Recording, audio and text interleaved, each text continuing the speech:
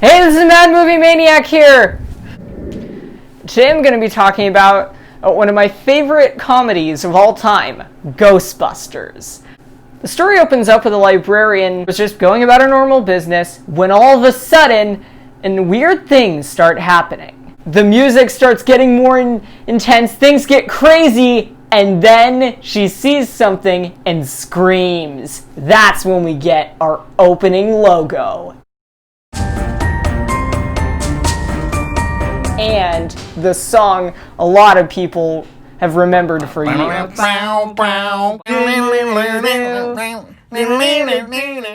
A scientist named Peter Venkman is doing an ESP test by shocking a person with the flip of a switch.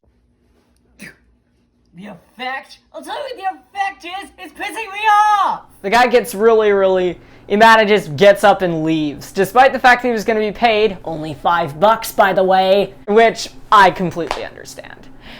A guy named Ray comes in and says that they've finally had a legitimate ghost sighting, which Venkman is, of course, skeptical of. I don't think so.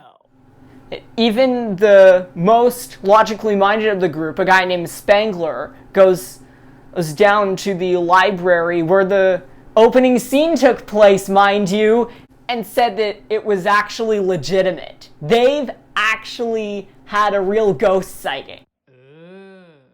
They end up going down to the library where Peter says that they've just been wasting their time, that every single time it turned out to be a hoax. They decide to go down there and they see something they call ectoplasmic residue, a substance that ghosts leave behind for one reason or another. But Venkman thinks it just looks like snot. That's nasty. Like how people blow their noses. It looked like 1 million people did that on all these file cabinets. Finally find it. It looks like an old lady you'd see any other day, except she has a purple, glowing, translucent hue to her, which is pretty freaky, all things considered. It is a legitimate ghost. The special effects are pretty decent for the time, though frankly, old lady monkey. She looks like a hybrid between old lady and a monkey. Anywho, they look like they finally made a breakthrough, but then they're kicked out of the university. Oh boy. Though Peter gives one of my favorite lines, saying that he believed that they were destined to get thrown out of there. He thought that they should go into business for themselves, which actually isn't that bad an idea. They end up finding an abandoned firehouse that actually looks like a really cool building. Ray decides it is because he just likes the fire pole. So pretty much the only reason they got it is because of an awesome fire pole. There's a woman named Dana who lives in an enormous apartment, and she finds something very strange there. When she opens her refrigerator, she looks at a place that looks like the freaking underworld. Dogs and cats living together, mass hysteria! Even this monster dog is either a word or a name from a different language. Sacre bleu! Dana ends up coming in to talk with the receptionist. She tells them all her situation, and Peter decides to go with her to the apartment. Peter goes to the apartment to check things out. Even though there's evidence of the paranormal happening, bam, it's gone. All that's left is the regular food in the refrigerator. That's all there is left. And Dana's freaking out, saying, I'm not crazy, there really was something in there. They've got another job at a hotel. And that's when we get to see Slimer, probably one of the most famous, if not the most famous ghost from the entire movie. And they demand big bucks for his capture. At first, the hotel owner doesn't want to pay it, but they're like, oh, that's no problem. We can just put him back in there. And he's like, oh no! They hire a new member.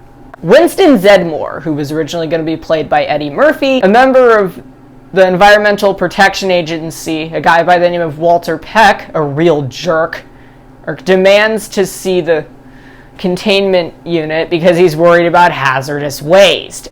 He's bad. Even weirder things start happening when Dana acts stranger than usual. Well, her neighbor Lewis, played by Rick Moranis, even has something happen to him too. And slowly the mystery is revealed that the weird things happening to these two are actually paving the way for the return of Gozer, a Sumerian deity that was summoned to cause the end of the world. Oh no! That's not good! Yeah, and if that's not a job for the Ghostbusters, I don't know what is. Walter Peck ends up arresting them, but they end up convincing the mayor that something bad is happening. And they actually make a very good deal. If they're wrong, nothing happens. They go to jail peacefully, quietly, and yeah, like without a fuss. But if they're right and they can stop it, Peter says, and I quote, "Lenny, you will have saved the lives of millions of registered voters." They finally make it to the top where the monster dog things are revealed. I am here! Ho ho ho ho! Gozer isn't having any of that and uses force lightning on them by going full Palpatine. Gozer apparently can't make up her mind about what she wants to turn into, so she's like, hey, you choose the form of your demise. So we only got one shot at this, so nobody think of anything. But literally a second later, Gozer says the choice has been made, and Ray is really worried because of what he chose. Nobody else chose anything, it was just Ray. This Pillsbury Doughboy knockoff called the Stay Puft Marshmallow Man is attacking the city. So it's kind of hilarious to see this little kid's character destroying the city. They're apparently forced to do something they don't want to do, that's apparently really dangerous. Something that Egon said would atomize them, and one by one, crossing the streams of their unlicensed nuclear accelerators called proton packs. But it turns out they do survive, and Dana and Lewis are even restored to their original bodies and minds. And in the end, everyone's glad that the Ghostbusters saved New York. So, I actually really enjoyed this movie. It's one of my favorite 80s comedies. I'd even place it a little higher than Back to the Future because it's just so darn funny. That's the main thing about this movie. It's really an original premise, really creative, and most importantly, downright laugh out loud hilarious. My favorite character would probably have to be Bill Murray's Peter Venkman. He's just so sarcastic and calm about pretty much everything that happens. If you like this video, be sure to click and subscribe because there will be even more videos coming.